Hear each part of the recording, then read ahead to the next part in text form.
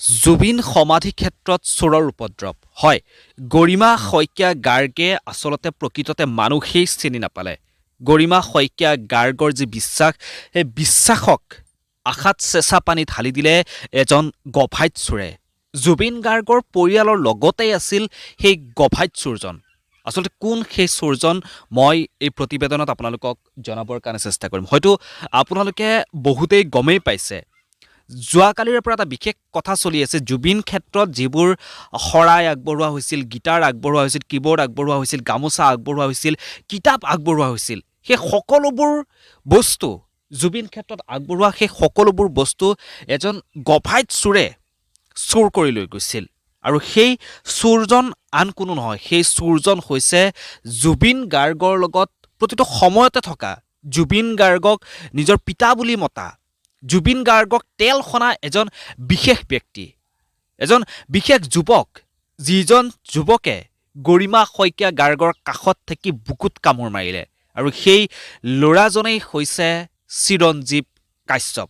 আপোনালোকে হয়তো সামাজিক মাধ্যমত সেই চিৰঞ্জীৱ কাশ্যপক দেখিছে, যিজন চিৰঞ্জীৱ কাশ্যপে জুবিন গাৰ্গ নোহোৱা হোৱাৰ পিছত জুবিন গাৰ্গৰ ন্যায়ৰ কাৰণে বহুবাৰেই তেওঁ মাত মাতি আহিছে। কিন্তু এই কথাবোৰ কিমান দূৰ সত্য, তাৰ পাছতেই চিৰঞ্জীৱ কাশ্যপে যি স্পষ্টীকৰণ দিলে, সেই স্পষ্টীকৰণত তেওঁ ক'লে যে তেওঁ যিহেতু এটা মিউজিয়াম খোলাৰ ব্যৱস্থা কৰিছে, তেওঁ নিজৰ যি ঠাই টংলাত, তাতে জুবিন লেণ্ড নামৰ এক প্ৰজেক্ট তেওঁ বৰ্তমান সময়ত হাতত লৈছে। তাৰ কাৰণেহে সেই বস্তুখিনি আনিছিল।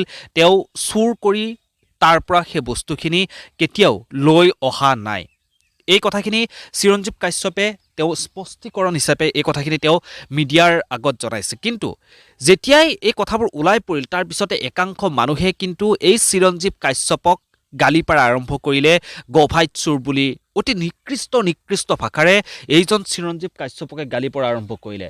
আৰু সেই চিৰঞ্জীৱ কাশ্যপৰ এটা সময়ত, সেই চিৰঞ্জীৱ কাশ্যপে প্ৰত্যেকটো সময়তে জুবিন গাৰ্গ নোহোৱা হোৱাৰ পিছতে প্ৰতিটো সময়তে কিন্তু মাত মাতি আহিছিল, জুবিন গাৰ্গৰ ন্যায়ৰ কাৰণে মাত মাতি আহিছিল। এতিয়া ক'ৰবাত এইটো অনুমান কৰিব পৰা গৈছে যে চিৰঞ্জীৱ কাশ্যপে জুবিন গাৰ্গৰ ন্যায়ৰ কাৰণে মাত মতাৰ বাবে, তেওঁ প্ৰতিটো সময়তে এক্টিভ হৈ থকাৰ বাবেই আজি চিৰঞ্জীৱ কাশ্যপক এইদৰে ফচোৱা হৈছে। তেওঁ বলিকা বাক্ৰা বুলি কয় যে বলিকা বাক্ৰা বনোৱা হৈছে এইজন চিৰঞ্জীৱ কাশ্যপকে। কাৰণ জুবিন গাৰ্গৰ নোহোৱা হৈ যোৱাৰ পিছত বহু মানুহে সেইদৰে মাত মাতিছিল। জুবিন গাৰ্গ নোহোৱা হৈ যোৱাৰ পিছত তেতিয়াই কিন্তু কিছু সংখ্যক ব্যক্তিক লৈ গৈ জেলৰ ভিতৰত থৈ দিছে, জেলৰ ভিতৰত ৰাখি থৈছে জুবিন গাৰ্গৰ ন্যায়ৰ বাবে মাত মতাৰ বাবে।